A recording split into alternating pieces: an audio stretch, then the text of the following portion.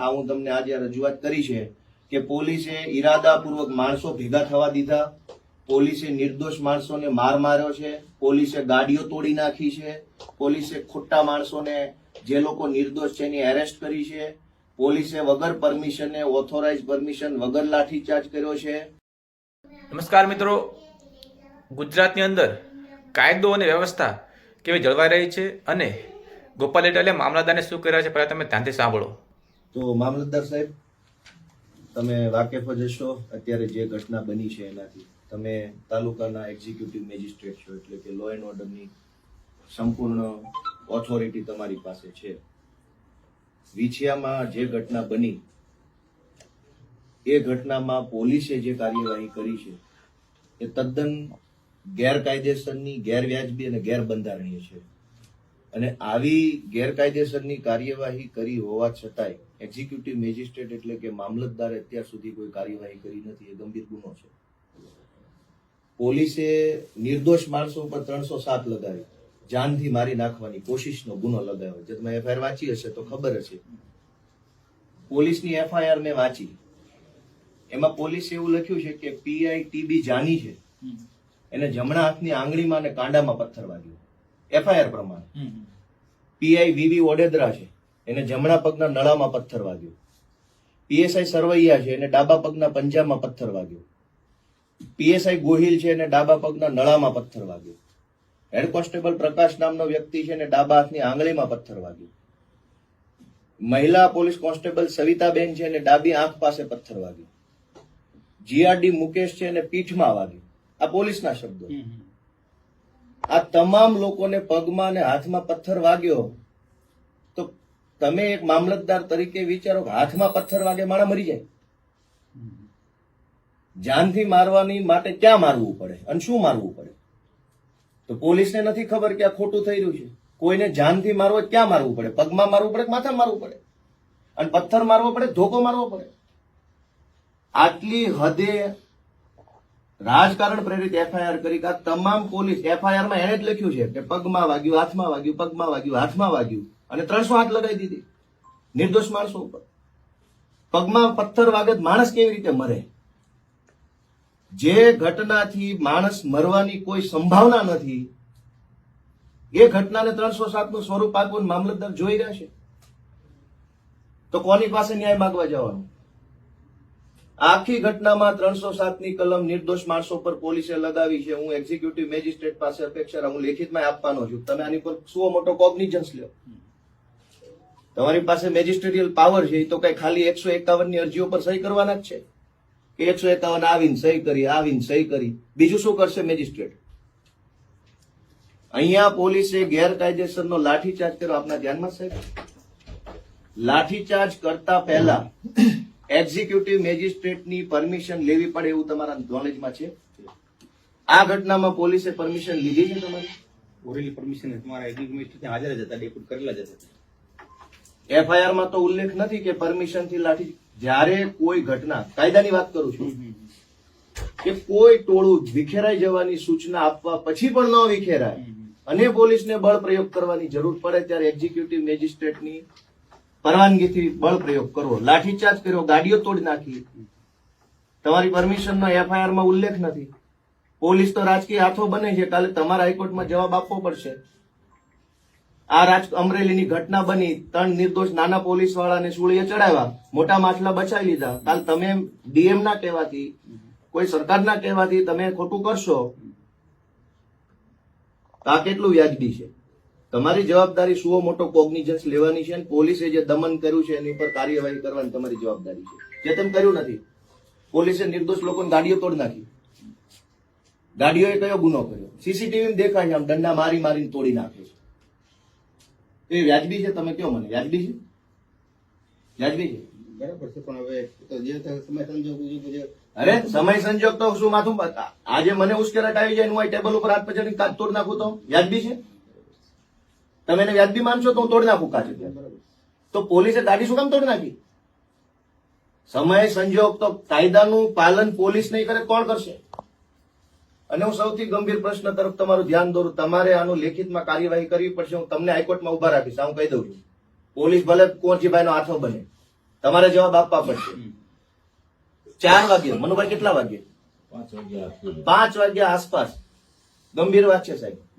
5 વાગ્યા આસપાસ પોલીસની એફઆઈઆર પ્રમાણે 7 થી 8,000 લોકોનું ટોળું વિછિયામાં ભેગું થયું. એફઆઈઆર પ્રમાણે. એટલે માની લઈએ કે 8,000 હતા. 8,000 માણસો કેટલી વારમાં ભેગા થઈ શકે? 1 મિનિટમાં, 10 મિનિટમાં, 1 કલાકમાં? અવડી મોટી પોલીસનું આઈબી તંત્ર શું કરતું હતું? એમને ખબર પડી આઈબી ને કે વિછિયામાં 8,000 લોકો આવવાના છે, નાકાબંધી કેમ ન કરી?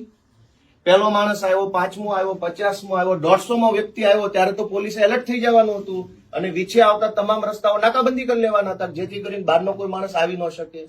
તો પોલીસે શું કામ ભેગા થવા દીધા? 8,000 માણસો ભેગા થવામાં 3 કલાક લાગે. કોઈ ગામડેથી આવે, કોઈ અહીંથી આવે, કોઈ બજારમાંથી આવે, કોઈ કારખાનેથી આવે.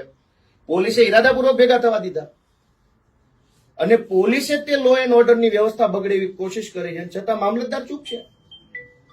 છતાંય તમે પગલા નથી લીધા. પોલીસે 8,000 લોકો ભેગા કેવી રીતે થવા દીધા? નાકાબંધી કેમ ન કરી એડવાન્સમાં? ગામડે બીજી બહારની પોલીસ બોલાવીને રોકી લેવા જોઈતા હતા બધાને અને પ્રી એનાઉન્સમેન્ટ કરવાનું હતું કે ભાઈ કોઈ ભેગા થશો નહીં, કોઈ ભેગા થશો નહીં. પોલીસની સ્પષ્ટ બેદરકારી અને ગુનાહિત પ્રવૃત્તિ હોવા છતાં એક્ઝિક્યુટિવ મેજિસ્ટ્રેટ છે એ ચૂપ બેઠા છે. બીજી વાત કે જે ઘનશ્યામભાઈ રાજપરાની હત્યા થઈ પછી પોલીસે મોટા અધિકારીઓ સુરેન્દ્રનગરથી કોઈ એસપી બધાએ ગેરકાનૂની બાહેધરી આપી કે અમે સરઘસ કાઢશું. આવી બાહેધરી કયા આધારે આપી પોલીસે? અને એ વાત લોકોમાં ફેલાઈ ગઈ. લોકોને ખબર પડી ગઈ પોલીસે ગેરકાયદેસર રીતે સરઘસ કાઢવાનું કીધું છે એટલે તો લોકો આવ્યા ને. નહીં તો પોલીસના મનની વાત જનતાને કેવી રીતે ખબર પડી ગઈ? અચાનક 8,000 લોકો ક્યાંથી આવી ગયા? 8,000 લોકોને એડવાન્સમાં પોલીસના મનની વાત ખબર પડી ગઈ. પોલીસે કીધું બધાને કે અમે સરઘસ કાઢશું એટલે જ તો લોકો ત્યાં આવ્યા હશે. તો પોલીસે આવી વાત શું કામ કરી? અને કોણ એને પ્રશ્ન પૂછશે? પોલીસને એક્ઝિક્યુટિવ મેજિસ્ટ્રેટ નહીં પૂછે ક્યાં જવાનું? અને બધા જો ભાજપના આથા બનીને બેઠા હશે તો કલ્યાણ થઈ ગયું ભારતનું. એટલે મારી સાહેબ સ્પષ્ટ શબ્દોમાં એક વકીલ તરીકે, કોઈ હું રાજકીય બિન રાજકીય વાત નહીં, હું વકીલ તરીકે કહેવા આવ્યો છું કે આ તમારી જવાબદારી છે. તમે મામલતદાર મેન્યુઅલ વાંચ્યો છે, હું એનું આખું પ્રકરણ વાંચીને અત્યારે તમારે અમે વાત કરું છું. તમારી પાસે જે પાવર છે એનો ઉપયોગ કરો. ખાલી 151માં સહીઓ કરવા પૂરતો નથી. પોલીસ આવા ખોટી રીતે ગાડીઓ તોડી નાખે, નિર્દોષ માણસોને એરેસ્ટ કરી લે, હજુ ગામડે ગામડે ફરીને એરેસ્ટ કરવાની કોશિશ કરે છે નિર્દોષ માણસો. તો ના કોણ પાડશે એને? તમે મને જવાબ આપો, કોણ ના પાડશે? એના માટે ડીએસપી સાહેબ ને કલેક્ટર જિલ્લા મેજિસ્ટ્રેટ સાહેબ ને બધાની મીટિંગ થઈ ગઈ છે અહીંયા. એ રીતે સાહેબે એમને સૂચના આપી છે કે ખોટી રીતે હજુ ગામડામાં જાય છે, જે બેસણામાં આવે છે એને પોલીસ એરેસ્ટ કરે છે. તો મરી જાય કોઈ માણસ, બેસણામ સાહેબ નહીં આવવાનું. હિન્દુત્વની વાતો થાય, જ્યાં દીકરો મરી ગયો હિન્દુનો છે, આપણે હિન્દુ છીએ, હિન્દુ પરંપરા પ્રમાણે બેસણું થાય, બેસણામાં આવે ને પોલીસ પકડી લે. તો હિન્દુ છો કે પાકિસ્તાની છો? બેસણામાં આવેલા માણસોની ધરપકડો થઈ. હિન્દુ પરંપરામાં બેસણું એટલે આપણી સંસ્કૃતિ છે, આપણો રિવાજ છે. કેવી રીતે પોલીસ પકડી જાય? તમે એક શબ્દ નહીં બોલો. તમે આ પોલીસને એક શબ્દ નહીં કહો કે બેસણામાંથી કેવી રીતે પકડાય. ઓલા ભાઈ કોણ હતા? મન ઓલાના જમાઈ મુકેશભાઈ. હા, હું તમારું જમાઈ નામ નવનીત સોલંકી ખરખરો કરવા આવ્યા છે, એને પોલીસે જેલમાં પૂરી દીધા. અમદાવાદ જે માણસ રહે છે એને ખબર પડી કે આપણા હગાનું ખૂન થઈ ગયું, મૃત્યુ થઈ ગયું, ખરખરે આવ્યા, એને પોલીસે જેલમાં પૂરી. તમે સાહેબ હિન્દુ છો કે નહીં મને એમ કહો? આપણામાં ખરખરો હોય કે ન હોય? ખરખરામાં પોલીસ પકડી જાય તમે વાજબી માનો છો? તો મામલતદાર તરીકે શું કાર્યવાહી કરશો કયો? તમારી પાસે એક્ઝિક્યુટિવ મેજિસ્ટ્રેટનો આખા તાલુકાનો ચાર્જ છે, શું કાર્યવાહી કરશો? કે તમે ખાલી કલેક્ટર કે એમ જ દોડશો? ડીએસપી કલેક્ટર તો મોટા હોદ્દાઓ છે, એ બચી જાય, નાના માછલા પકડાઈ જશે. આમાં ખરખરામાંથી માણસો ઉઠાવી જાય. ગાડીઓ પકડીને પૂરી દીધી પોલીસે. કેટલી ગાડીઓ પોલીસના કેમ્પસમાં મૂકી રાખી છે એમ નામ, અને દમ દાટી મારીને ગાડીઓ છોડે છે. ત્યાં કારખાના છે વિછાની બજારમાં, લોકો હીરા ઘસે છે. એક તો વેપારી, શું નામ એનું ઓલા સીસીટીવી વાળા તસવીર, સનાળી ગામના એક આગેવાન છે, પટેલ છે, રીતેશ પટેલ અરણિયા. એની ઓફિસમાં બેઠા છે, સીસીટીવી ચાલુ છે. એને આ ઘટના સાથે કઈ લેવા દેવા નથી. એની જ્ઞાતિ પટેલ છે. આ ઘટનામાં મુખ્યત્વે આક્રોશ કોળી સમાજમાં હતો તો સ્વાભાવિક એમ સમજી શકાય કે અન્ય સમાજનો વ્યક્તિ આક્રોશમાં ન હોય. એને પોલીસે પકડીને જેલમાં પૂરી દીધો. જે એની દુકાનમાં બેઠો છે ને, મામલતદાર શું કરશે? તમાશો જોશું સાહેબ આપણે. જેટલા સાહેબ રાતે આવ્યા ને, આ બધાને મારવામાં કઈ ખામી નથી. કાલ જોયું, માથા 3-4 માથા ફાટ નાખ્યા, તો આ દવાખાને નથી લઈ ગયા. અહીંયા આ પોલીસ ખાતું દવાખાને, કાલ મને ખબર પડી ને હું ગયો તો કોઈ દવાખાને નથી લઈ ગયા. અને 2-3 જણાના હાથે ફ્રેક્ચર છે. ઉલટાની 300 હાથ આની ઉપર. આ ભાઈનો દીકરો તો 10-10:30 લઈ ગયા, પથ્થર મારો તો 5 વાગે ગયો. બધાને પછી જ લઈ ગયા.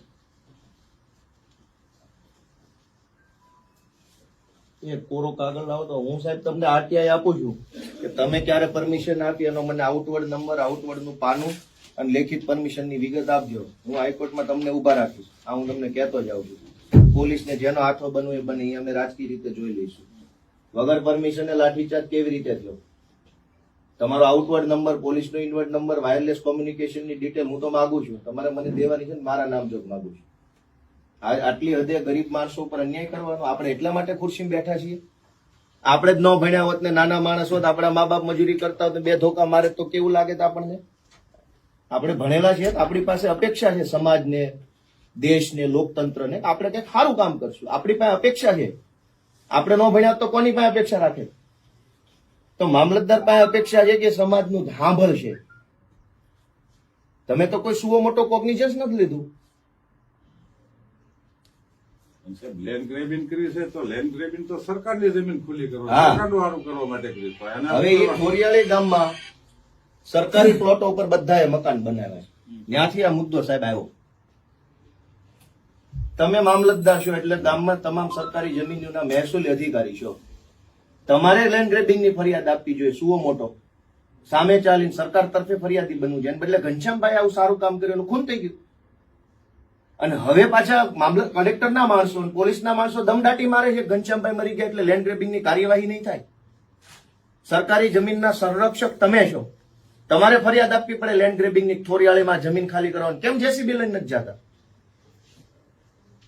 તો લેન્ડ ગ્રેબિંગ થયું છે, સરકારી જમીન છે, તમે મામલતદાર છો, મહેસૂલી અધિકારી, તમારી ફરજ છે.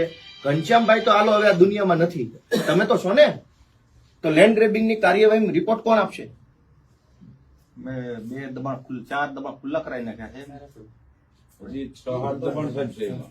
એમની જે રજૂઆત હતી એમાં 4 5 વાળા હતા અને 2 ચાની ખેતી વાળા એવા હતા અને 2 રસ્તાની જમીનમાં દબાણ હતું. રસ્તાની જમીન વાળા ખુલ્લા કરી નાખ્યા, ચાની ખેતી વાળા ખુલ્લા કરી નાખ્યા અને 5 વાળા છે એને આપણે નોટિસ આપી અને બોલાયા. તો એમને કીધું ભાઈ અમને આપણે એમાં અમારી સરકારી જમીનનો કબજો નીકળે છે, અમે ખુલ્લી કરવા તૈયાર છીએ. ગોપાલભાઈ, જયારે આ લેન્ડ ગ્રેબિંગ પેલા તો ઘનશ્યામભાઈ ઉપર થઈ હતી. ઘનશ્યામભાઈ ઉપર લેન્ડ ગ્રેબિંગ થઈ એ અરસામાં તરત જ લગભગ હું માનું છું ત્યાં સુધીમાં 1 મહિનામાં તો કાર્ય પૂરું કરી દીધું હતું ઘનશ્યામભાઈ. અને આ 2022-23 માં લેન્ડ ગ્રેબિંગ હામી કરવામાં આવી તો ઘનશ્યામભાઈ નું મર્ડર થયું. તો આના જવાબદાર કોણ? સરકારી માણસો. જમીન સરકારી છે તો મામલતદારની જવાબદારી હતી. તમારે લેન્ડ ગ્રેબિંગની ફરિયાદી સુવો મોટો બનવાનું હતું સરકાર તરફે. ટીડીઓ, તલાટીઓ, મામલતદારો તમાશો જુએ. એક જાગૃત માણસ અરજી કરે તો એને મારી નાખવામાં આવે. તો આ ગુજરાત છે કે બિહાર છે? અને આપણે બિહાર બનાવવું છે? મામલતદારો બધા એટલા માટે રાખ્યા છે કે ગુજરાત બિહાર બની જાય. 27 કલાક તો સાહેબ ફરિયાદ નથી લેવાની. 27 કલાક તો ફરિયાદ નહીં, કોઈ વસ્તુ નહીં. અને ઉલટાનું ઉપર નાખ્યું. આ વસ્તુ ભૂલી ગયા, પણ આ બીજા આમાં કાંઈ આવી ગયા બધા. જે વસ્તુ છે, હું તમને કહું, તોમતદાર જે હાજર કરવાના, તોમતદાર કેટલી કલાકે તેને હાજર કર્યા.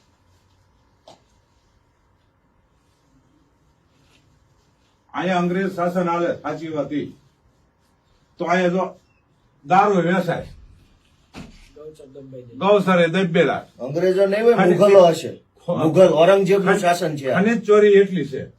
તો તમે સાહેબ હવે આજની ઘટના સંદર્ભે બધાની સામૂહિક રજૂઆત છે. હું એક વકીલ તરીકે તમે મને બાહેધરી લેખિતમાં આપો એટલે હું લઈને જાઉં, લોકો સુધી વાત પહોંચાડું સાહેબે આ બાહેધરી આપી છે. અને હું તમને બાકીની અરજી આપું એનો તમારે લેખિત જવાબ કરવાનો છે. આ હું તમને આજે રજૂઆત કરી છે કે પોલીસે ઈરાદાપૂર્વક માણસો ભેગા થવા દીધા, પોલીસે નિર્દોષ માણસોને માર માર્યો છે, પોલીસે ગાડીઓ તોડી નાખી છે, પોલીસે ખોટા માણસોને જે લોકો નિર્દોષ છે એની એરેસ્ટ કરી છે, પોલીસે વગર પરમિશને ઓથોરાઇઝ પરમિશન વગર લાઠીચાર્જ કર્યો છે. જે કાંઈ પણ ખોટું થયું છે એ બધું મેં તમને રજૂઆત કરી. તમે એની મને લેખિતમાં મેજિસ્ટ્રેટ તરીકે બાંહેધરી આપો. મારે જે રજૂઆત છે મને લેખિત આપી દો એટલે એ આ રહી લેખિત રજૂઆત, લ્યો હાલ લ્યો વાંચી લો. બાકીની હું આરટીઆઈ આપું છું અને એનું મને ઇન્વર્ટ કરજો ને ભાઈ એક ઝેરોક્સ કાઢજો. ત્યાં છે સ્ટાફ.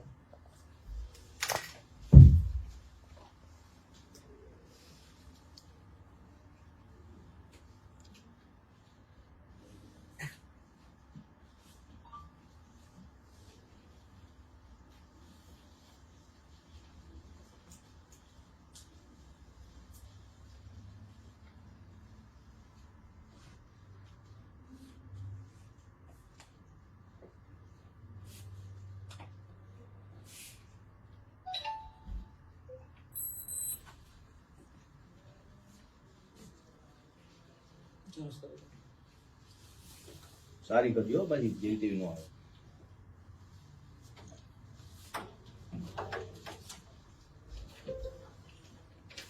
ડબલ 20 વાળી ટિકિટ કાઢો.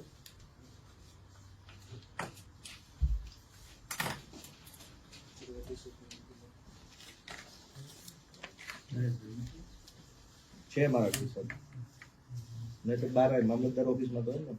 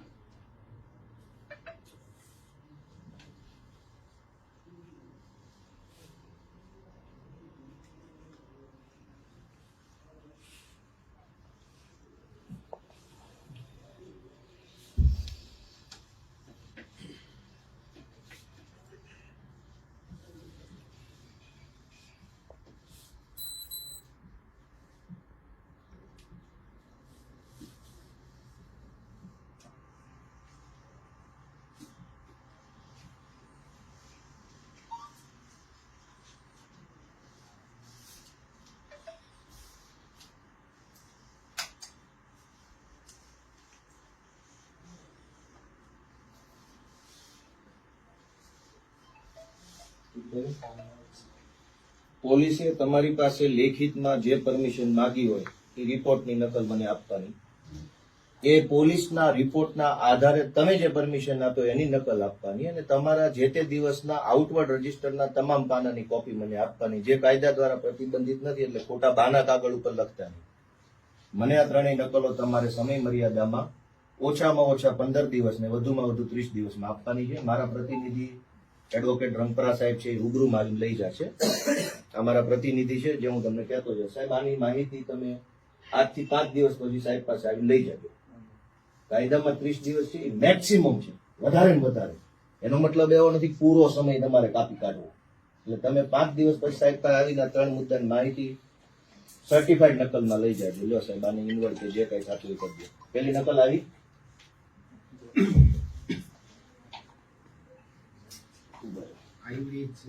એ નહીં, સાહેબની સહી વાળી ટિકિટ તમારી પાસે હશે. હા ચાલો મળી છે.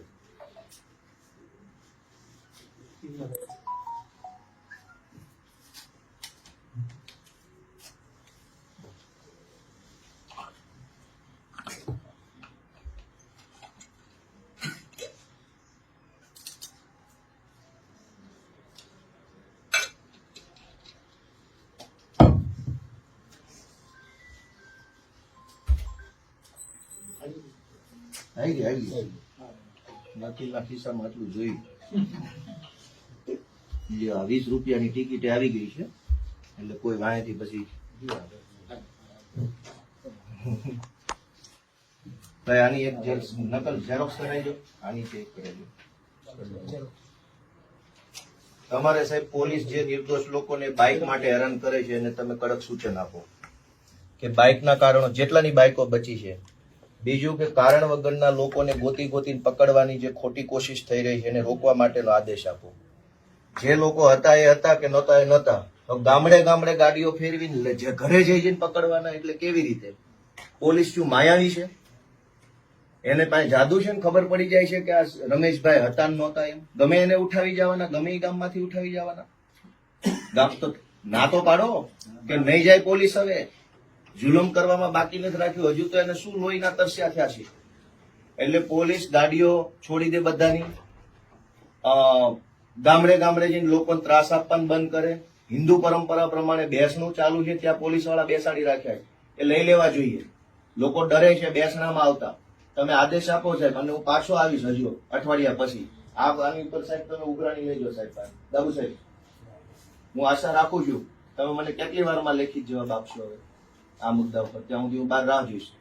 મોટરસાયકલના સાહેબ સોગંદનામા શીના દેવાના આવતા? કાંઈ નથી દેવાનું, ખોટી વાત છે. સોગંદનામા બધાના કરાવ્યા, ડરાવવાની વાત છે, ડરાવવાની. કોઈ સોગંદનામું ન આપતા આપણે જઈએ. પોતાના સ્ટેમ્પ ઉપર કરાવ્યા. તમે સાહેબ મને લેખિતમાં જે કઈ બાહેધરી આશ્વાસન જવાબ રજૂ કરવા માંગતા હોય આપો, એટલે હું રાહ જોઉં છું. અમારી જે રજૂઆત છે અમે જિલ્લા મેજિસ્ટ્રેટ સાહેબને પહોંચાડી દઈશું.